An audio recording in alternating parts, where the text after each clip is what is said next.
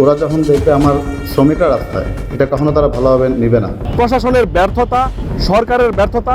একটা শ্রমিক অসুস্থ হলে মিল ফ্যাক্টরিতে কোনো চিকিৎসার ব্যবস্থা নাই। কোম্পানি যদি না চালাইতে পারে আমাদেরকে, আমরা চলবো কিভাবে? কারখানা বন্ধ হচ্ছে মূলত অর্ডার না থাকার কারণে। জ্বালানি, কাঁচামাল, ক্রেতা সংকট সহ নানাবিধ সমস্যায় ঢুকছে দেশের শিল্প খাত। একে একে বন্ধ হয়ে যাচ্ছে কারখানাগুলো।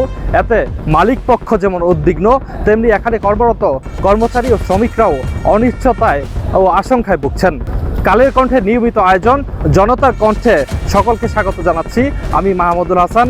গাজীপুরের শিল্পাঞ্চল নিয়ে সাধারণ মানুষ ও ব্যবসায়ীরা কি ভাবছে, চলুন জেনে নেওয়া যাক।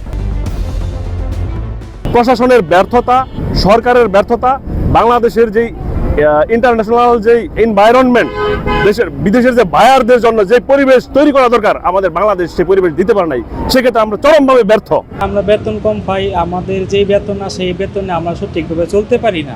একটা শ্রমিক অসুস্থ হলে মিল ফ্যাক্টরিতে কোনো চিকিৎসার ব্যবস্থা নাই। তারপর দেখা গেছে যে এমনভাবে কোনো সহযোগিতা আমরা পাই না। কোম্পানি যদি না চালাইতে পারে আমাদেরকে, আমরা চলবো কিভাবে? আমরা যে হয়ে যাবো হতভাগ্য। আমরা ঠিকমতো খাইতে পারবো না, ঠিকমতো চলতে পারবো না, কোনো কিছু কিনতে পারবো না।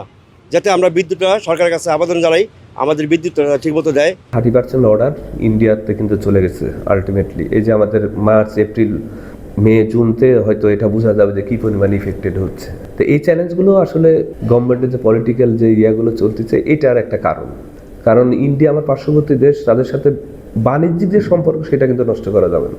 হ্যাঁ, কারখানা বন্ধ হচ্ছে মূলত অর্ডার না থাকার কারণে। আমার যদি পর্যাপ্ত যদি অর্ডার না থাকে, যেটা বললাম আপনাকে, অর্ডারটা তো আমাকে নিতে হবে একটা প্রাইস। ইন্ডিয়া বললো যে আমি 5 সেন্টে নিব, বাংলাদেশ কি এটা 5 সেন্টে নিতে হবে না?